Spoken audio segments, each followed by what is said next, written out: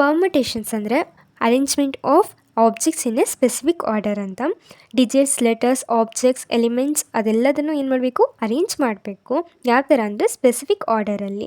ಇದನ್ನು ಏನಂತ ಹೇಳ್ತೀವಿ ಅಂದರೆ ಪರ್ಮಿಟೇಷನ್ಸ್ ಅಂತ ಕರಿತೀವಿ. ಫಾರ್ಮುಲಾಸ್ ಇದೆ. First one, N P R is equal to N factorial divided by N minus R factorial. ಇದನ್ನು ಜನರಲ್ ಫಾರ್ಮುಲಾ ಅಂತ ಕರಿತೀವಿ.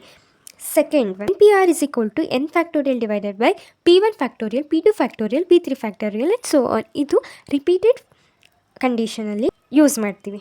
N P R is equal to N minus one factorial. ಇದು ಸರ್ಕಲ್ ಕಂಡೀಷನ್ ಬಂದಾಗ ಈ ಒಂದು ಫಾರ್ಮುಲಾನ use ಮಾಡ್ತೀವಿ. N P R is equal to minus one factorial divided by 2. ಇದನ್ನು ರಿಫ್ಲೆಕ್ಷನ್ಸ್ ಕಂಡೀಷನ್ಸ್ ಬಂದಾಗ ಈ ಒಂದು ಫಾರ್ಮುಲಾನ ಅಲ್ಲಿ ಯೂಸ್ ಮಾಡ್ತೀವಿ. Total number of objects. ಒಂದು ಎಕ್ಸಾಂಪಲ್ ತೊಗೊಳ್ಳೋಣ.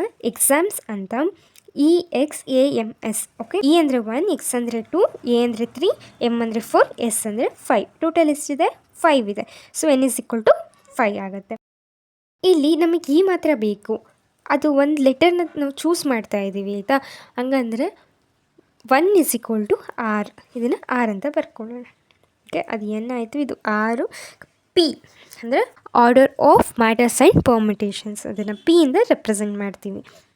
ಓಕೆ, ಎನ್ ಪಿ ಆರ್ ಅಂದರೆ ಟೋಟಲ್ ನಂಬರ್ ಆಫ್ ಆಬ್ಜೆಕ್ಟ್ಸ್ ಅಂದರೆ ಎನ್ ಚೂಸ್ ಮಾಡ್ಕೊತೀವಲ್ಲ ಅದನ್ನು ಆರ್ ಅಂತ ಕರಿತೀವಿ. ಆರ್ಡರ್ ಆಫ್ ಮ್ಯಾಟರ್ ಆ್ಯಂಡ್ ಪರ್ಮಿಟೇಷನ್ಸ್ನ P ಇಂದ ರೆಪ್ರೆಸೆಂಟ್ ಮಾಡ್ತೀವಿ. Thank you.